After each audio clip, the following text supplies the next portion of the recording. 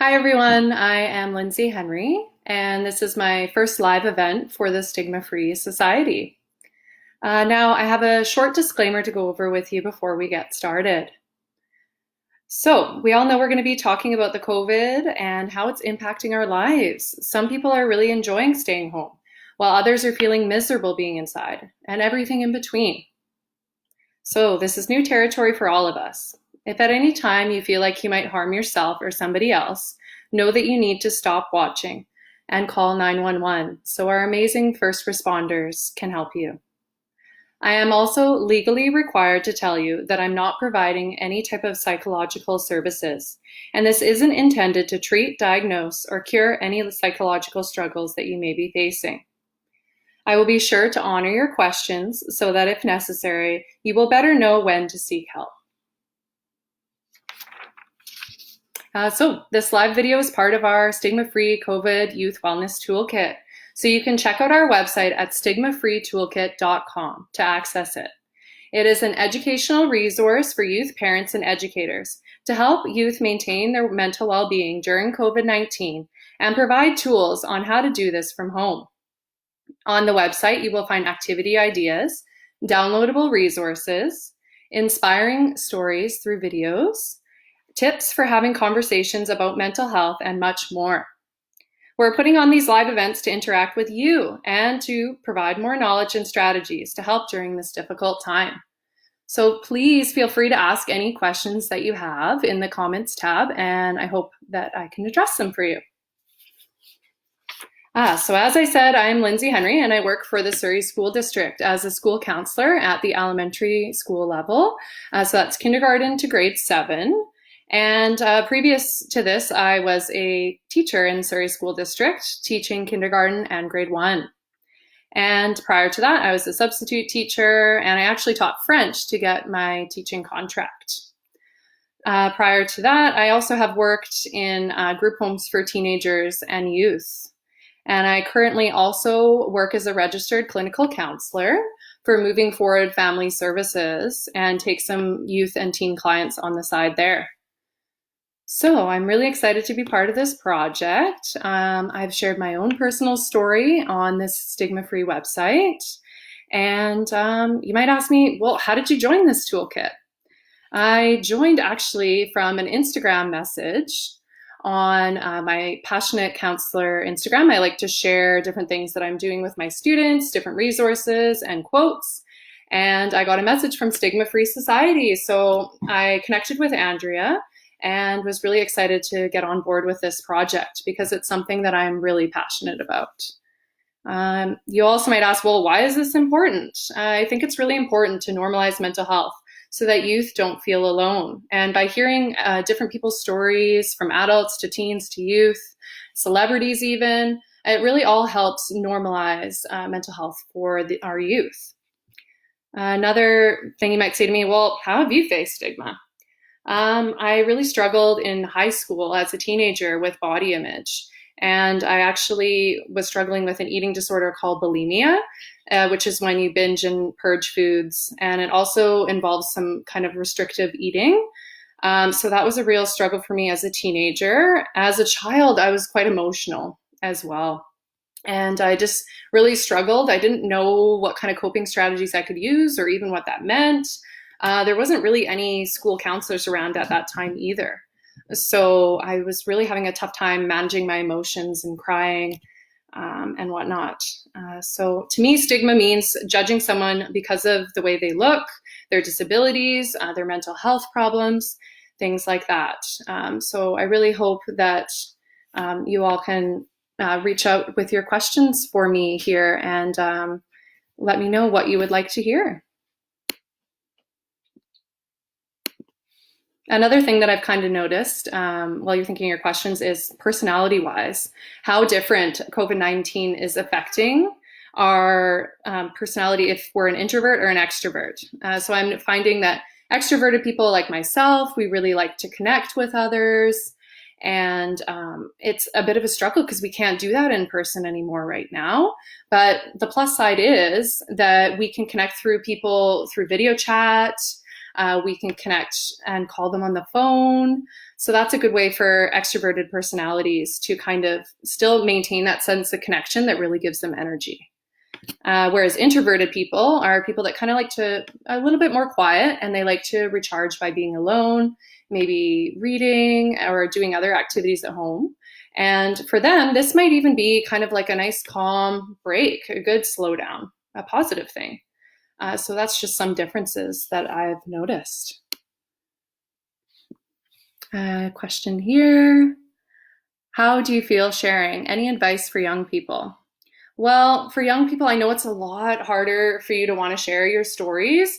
I really urge you to reach out to your school counselor and kind of talk through some of those problems with them, or someone safe that you really trust, and a safe adult that you trust, whether that be your parents, a close friend, and seek advice from them as well. There's so many resources out there. There's Kids Help Phone, and they even have a texting service now, which I'm making my students aware of.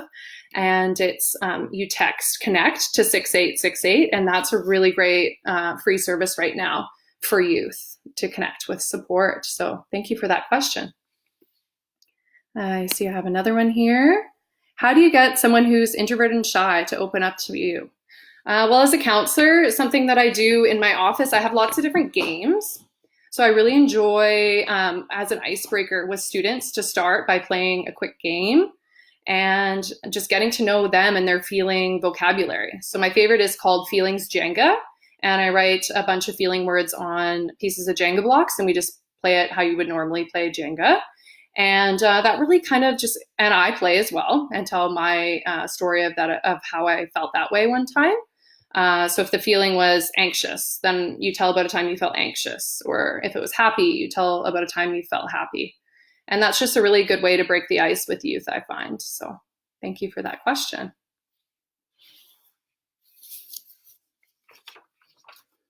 Some of the topics that I'm going to be talking through, I'll give you a sneak peek. I'm going to be talking about self-care. What does that even mean? So for adults, we talk about self-care all the time, and that might be taking a warm bath, going for a walk and whatnot. But for youth, it might be a little bit more difficult to understand, and just giving them some tips of how to take care of themselves. Another topic I'm excited to share about is just defeating boredom at this time. I think a lot of us are feeling really restless at home. So just coming up with some different activity ideas and tips to keep our minds busy. Another topic is assertive communication. And I think a lot of people with their family members are getting sick of them, quite frankly, and their parents and their siblings. And so sometimes it's good to just learn how to communicate our needs more clearly. And I think that will be a good topic for us to talk about. Another one is appreciating the arts. So something that really helped me as a teenager is listening to music, finding different quotes and lyrics that helped me fuel positive thinking. Another topic is gratitude. That's something I talked with my students a lot about last week. Like, what are we grateful for right now? There's so many things to be grateful for. Another is control, what we can and can't control right now.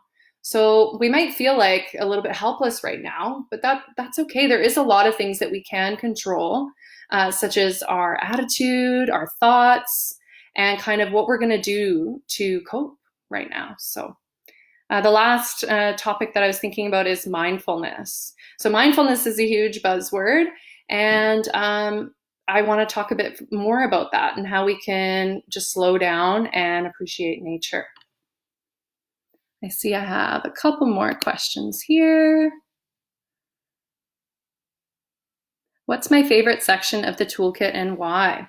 Well, this past week, actually, I have a grade 6 student, and we were on Zoom doing our regular meetings together weekly. And I was able to screen share on Zoom, which was really cool. And I shared the comic with him first. And I thought that was a really cool, approachable thing for youth to look through and to see the two different sides. In the comic, it shows the young boy's story, and it shows a positive thinking way to deal with a situation and a negative thinking way. And it changes the colors of the pages in the comic book. So we kind of went through together, myself and my student, kind of predicting what would happen next and what he could do to stay more positive. So that was a really great resource for school counselors and parents to just kind of engage in conversation with those predictions. Another part of the website that I showed him were the 10 mental health wellness tips. And there was 2 video segments on that. So we just watched the first one together. And it was really great and engaging for him to see a video in our session on Zoom. And I use videos quite often with my students to really engage them in the different skills that we're learning. And I like, another part about the comic, I like that it's kind of a CBT focus, cognitive behavioral therapy. That's kind of how I like to run my sessions, is to think about the CBT triangle, or thoughts, feelings, and behaviors, and how they're all connected, as well as physical reactions. And in the comic, it talks about the positive and the negative. And a technique in CBT is to actually reframe those negative thoughts. And so I really like how it showed both sides there, the negative and the positive. So thank you for that question. How has your work changed since COVID-19 starting? And how are you supporting them that far away from school? So, great question. It has been really tough as a school counselor. All the teachers are teaching on Microsoft Teams and sending resources to their students that way.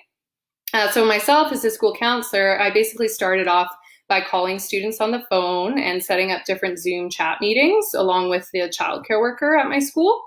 And so we've done some Zoom meetings together, and I've done some phone calls and Zoom meetings myself. And yeah, it was really cool showing the toolkit to that grade 6 student, as I mentioned before. And another way, I've been trying to show some different stories from YouTube. There's some really good ones. One's called Staying at Home Superheroes. And I went through with a grade 2 student, and we read the story together and did some predicting as well. And I thought that was a really cool way to engage in conversation and counseling over Zoom. Another way that I've been supporting my students is just talking about gratitude and talking about their feelings right now, and kind of putting away those excuses. There is no excuse for your feelings, and just validating them. It's okay to feel frustrated right now. It's okay to feel angry right now. It's okay if you're feeling bored right now. All of those feelings are valid. So just really making sure to validate their feelings and know that they're normal. So thank you for that question. I have another one here. Can you sense meeting someone if they're mentally ill? That's a tricky question. For my students I work with, generally I work with students experiencing anxiety mainly. So I have lots of workbooks around anxiety. I don't necessarily sense it when I meet them, because with kids, even if they're anxious, some anxious kids can present as really chatty too, or they could be really quiet and guarded. Or sometimes anxious children, it combines a bit with anger. So they might be a student that's a little bit more quick to anger in the classroom. So it really just depends child to child, I would say, in that regard. So thank you for that question. What else? How am I coping right now, you might wonder? Some different things that I'm doing is going for nature walks and setting up Zoom meetings with my friends. We had a birthday party Zoom meeting, and it was really fun. You can change the background in Zoom, and we did a theme, beach party theme, and that was a lot of fun. This weekend I have another friend's birthday, and we are doing it your favorite movie theme. So just finding fun little ways like that and getting creative in connecting with our friends, and I think is really helpful to help us cope right now. Another thing that I've been doing is yoga. I really love yoga to relax. I actually did some this morning, and there's lots of yoga studios that are offering free classes online. Even Zumba, all kinds of different gyms are offering free classes online. So I think staying active right now is really important. Getting outside, getting some fresh air. Some different tips I've given to my students are to continue with their regular routine and the regular breaks that we have at school.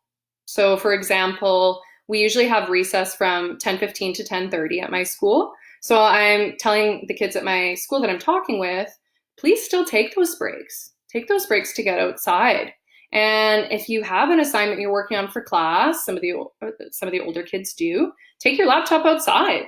I've been doing that in calling my students sometimes, is just sit outside on the porch, sit outside on the grass, whatever space you have outside your home. It's safe. It's safe to be there as long as we're apart from people to 6 meters, and just enjoy the fresh air.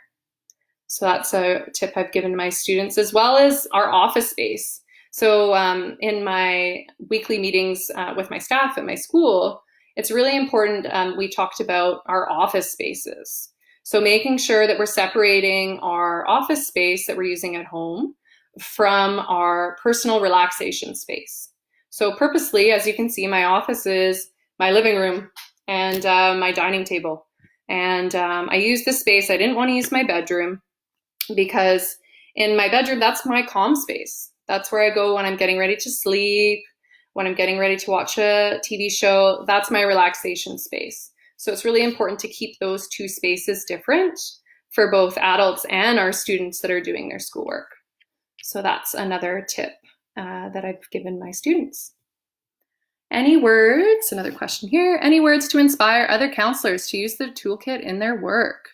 Wonderful. Okay, so I just got off a meeting with all the school counselors in Surrey School District, and I typed in the chat for them to come check out the Stigma-Free website, as well as posting it on a Teams group that we have. And in the counselors I know in the district that I've mentioned the program to seem really interested.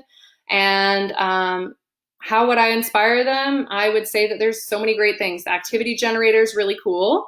And there's about 50 different activities that go through there and gives suggestions for kids to defeat boredom. For counselors and teachers, I would say maybe check out the downloadable resources as well. And they might even be able to bring that into their lessons in the classroom, even their virtual lessons in the classroom. Post up the 10 tips for managing anxiety, for example, in their virtual classroom, getting kids to create posters of their favorite ideas and visuals. And that really ties in a lot with the kind of healthy living, personal health curriculum, as well as being able to take care of ourselves, our mental and our physical health. And I also, like I said, I also really love the comic to gauge conversation. For parents, I would urge them to check it out, because there's the conversation cards, and they provide really good conversation starters to engage with your children. So yeah, I think that's what I would say to them. I see here. How do you practice not taking on others' emotions and pain? I think as a counselor, or just anybody in general, when we're talking to our friends about their emotions and their pain, it's really important to separate yourself from that and set boundaries. So make sure that you're not taking on the weight of their problems and taking care of yourself. So for me at work, working as a school counselor, when I'm driving home, my very short drive, I live really close to my school, I try to put it in a box mentally in my head. I think, all right, this is my work stuff. I need to put this in a box for later to revisit tomorrow at work. So just kind of compartmentalizing that. And making sure that work life is separate from home life.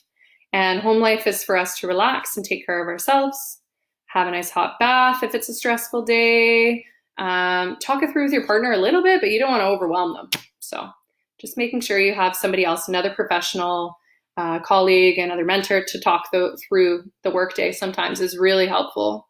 Someone that will keep that confidentiality. What's the most rewarding part of your job as a counselor? Great question.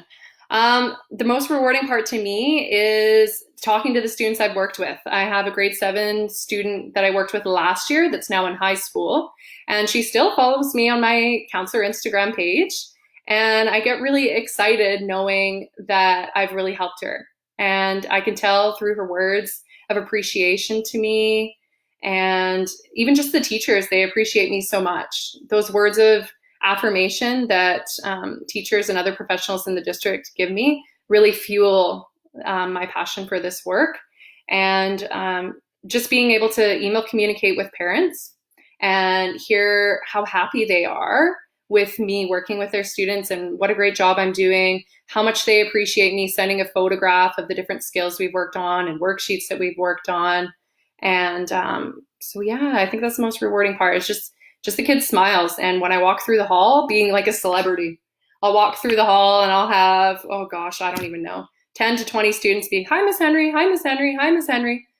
So even just those little things mean a lot to me, and it's really rewarding. So thank you very much. And I'm really looking forward to talking with you more next week about self-care and what we can do to take care of ourselves. So thank you very much, everyone, for listening.